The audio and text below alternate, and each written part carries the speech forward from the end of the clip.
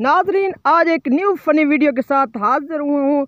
शादी का बंधन। शादी के बाद गुल खान और चौधरी साहब की मुलाकात हुई। दोनों बगल गिर हुए और एक दूसरे की शादीशुदा जिंदगी का हाल पूछने लगे। सुनाओ कैसा गुजर रहा है लाइफ, गुल खान ने पूछा। चौधरी साहब का जवाब, अल्हम्दुलिल्लाह सब फिट है, आपस में बहुत अंडरस्टैंडिंग है। सुबह हम दोनों मिलकर नाश्ता बनाते हैं, फिर बातों बातों में बर्तन धो लेते हैं, फिर प्यार प्यार से मिल बांट कर कपड़े धो लेते हैं।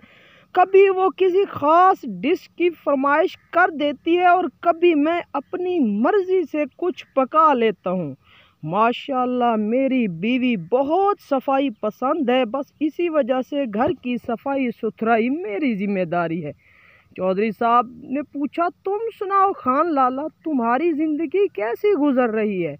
गुल खान, ओ यारा, जलालत तो हमारा भी इतना ही हो रहा है जितना तुम्हारा, लेकिन हमको यूं मीठे लफ्ज़ों में बयान करना नहीं आता। वीडियो को लाइक कर दे। ऐसी फनी वीडियो देखने के लिए हमारे चैनल को सब्सक्राइब करके साथ वाले लगे बेल आइकन को लाजमी प्रेस करें। मिलते हैं न्यू वीडियो के साथ।